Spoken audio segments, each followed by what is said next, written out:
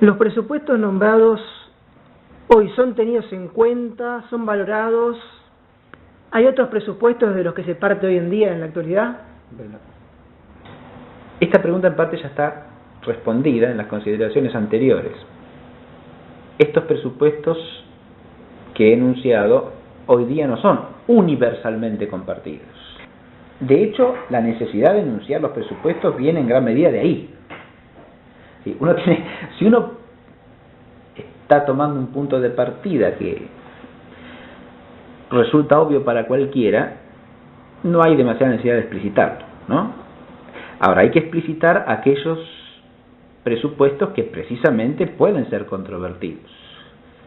No porque uno carezca de certeza acerca de esos presupuestos, sino por eso que dije antes, por una obligación de honestidad intelectual para dejar en claro desde dónde está partiendo uno. Y para que el otro advierta que esa visión o el desarrollo de esa visión que uno va a presentar tiene cierto fundamento y cierta base, o tiene como correlato unas verdades anteriores que están implícitas en todo lo que se dice y que enmarcan lo que uno va a decir. Los presupuestos dichos no son totalmente compartidos, insisto, porque hoy día existen formas de pensar o ideologías que son antitradicionales, por ejemplo, ¿no? Ese es un tema que se ha desarrollado en los últimos 2 o 3 siglos ampliamente. El conflicto entre un racionalismo opuesto a toda tradición, ¿no? Y como reacción a eso, ciertos tradicionalismos absolutizadores de la tradición sin más, ¿no? E incapaces de distinguir entre la tradición humana como mero hecho y la tradición humana en un sentido positivo, o entre tradición divina, tal como existe en la Iglesia, y tradición humana, ¿no? La idea que está presupuesta en nuestro enfoque rechaza todo racionalismo en el sentido de desprecio de la tradición y se opone también a todo tradicionalismo absolutizador de la tradición sin más e incluso antirracional, que parte de la idea de que no hay más certeza que de aquellas cosas que son recibidas por tradición, pero no certeza racionalmente demostrativa de nada, ¿no?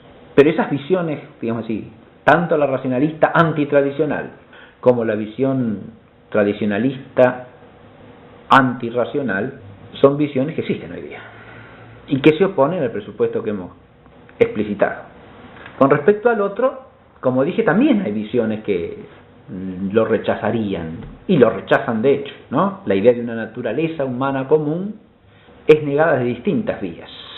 Yo mencioné una, que es la de la concepción antropológica estructuralista, que niega incluso la realidad de la historia como tal, la historia en un sentido clásico, porque al sostener que el paso de una estructura social a otra es una ruptura radical, que implica la destrucción de lo anterior para que surja una nueva estructura, suprime el sujeto propio de la historia. Es decir, para que la historia sea una continuidad tiene que haber un sujeto, y si hay una historia universal es porque la humanidad entera es un sujeto.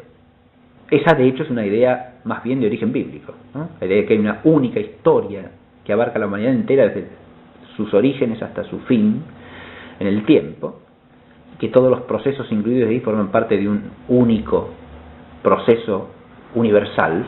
Esa es una idea de origen bíblico, pero que se contrapone radicalmente con esto que suprime un sujeto universal de la historia. No hay más sujeto de cierto proceso temporal que cada estructura social en sí misma. Y cuando esta es cambiada, surge otra cosa totalmente otra.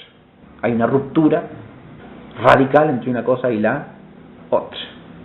La idea de un hombre o de una naturaleza humana universal también es negada desde toda forma de relativismo cultural que identifique al hombre con lo que cierta cultura piensa que es el hombre. En ese caso, se ha abolido la posibilidad de hablar del ser de las cosas, en un sentido fenomenista, y se ha sustituido la naturaleza humana por el pensamiento que una cultura tiene acerca de lo que es el hombre. Esa es otra forma de negar el hombre universal, porque cambiada la cultura, cambia la idea de hombre, y el hombre no es más que la idea de hombre que culturalmente se tiene. También desaparece el hombre en sentido universal en todo enfoque de tipo histórico-dialéctico, al modo de Hegel o de Marx, porque allí el hombre se va haciendo a lo largo de la historia. Y entonces no hay hombre universal porque en cada instancia histórica del proceso el hombre es una cosa distinta. Esa es otra forma de relativismo, no un relativismo cultural, sino un relativismo histórico-social, porque lo que el hombre es lo que el hombre ha logrado construir de sí mismo en esa instancia del proceso histórico. En esas visiones, sin embargo, se pretende seguir hablando de una historia en su conjunto, y en ese sentido se parte de un presupuesto que es antagónico con lo que se explicita. Es decir, la pretensión de que hay una historia en su conjunto, desde el origen de la historia hasta su fin, y eso aparece tanto en Hegel como en Marx, es contradictoria con la idea de que no hay un sujeto permanente de la historia. Porque si el hombre se va haciendo a lo largo del tiempo, esa historia es historia ¿de quién? Del hombre, pero el hombre va variando, entonces ¿es historia de qué?